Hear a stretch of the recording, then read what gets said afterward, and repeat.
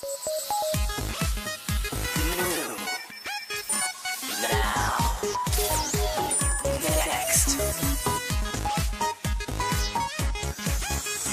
PopLab.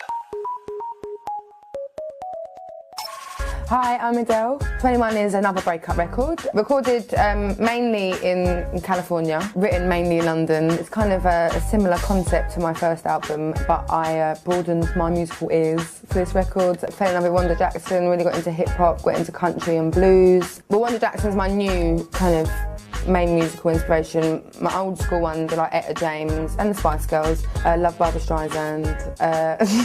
Love them.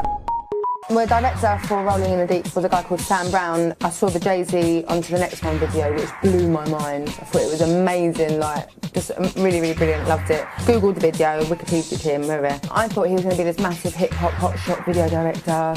Like, had no idea who I was. It turned out he lived like down the road from where I was born, had 5 kids and a wife. So I went to him with the idea. It turned out that he really would like wanted to do the video, which again blew my mind. Lots of things blew my mind, but that really blew my mind. I wanted to be a warrior in it, but I wouldn't be a good warrior, so we got the girl to dance, and she's dancing in like a flower and she just looks fierce.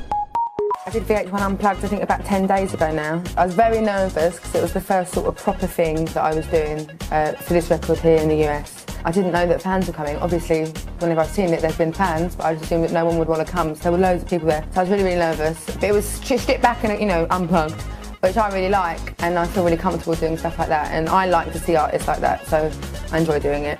I had to do a cover, and I was going to do Love Song, but they wanted a cover that I've never really done. So I did Natural Woman by Aretha Franklin, which I didn't change it because it's such a brilliant song, but my motto with a cover is you should change it or make it better than the original, but you can't do either of those to that song. So hopefully I've done it justice.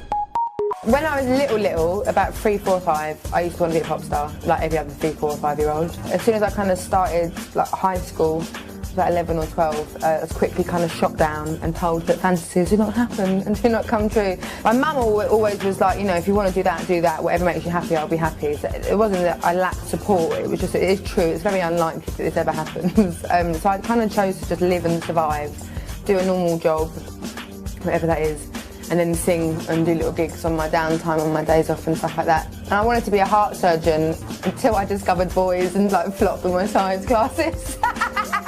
I stopped going, had a cigarette or a kiss around the bike sheds, you know. So that went out the window. But my grandpa died when I was little, so I was like, I don't ever want anyone to die again. So I wanted to mend hearts. But hopefully people get through stuff by my songs, hopefully. So I haven't got to be a heart surgeon, it's fine. One of them is Lame that I'm choosing it, but it's not a lame video, it is one of the greatest videos of all time. Sinead O'Connor's Nothing Compares to You. Simple but brilliant. That was like the first music video where the artist was actually crying. And I remember seeing like a kind of document, like behind the scenes, but not really, not like our behind the scenes now. It was sort of like an observation of the video.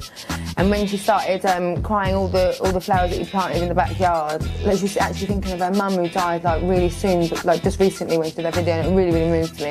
So I love that video, and then I'd have to say on to the next one as well, the Jay-Z and Swiss Beats video that Sam Brown directed. Honestly, I've never been so like about a video before. It was incredible. I loved it.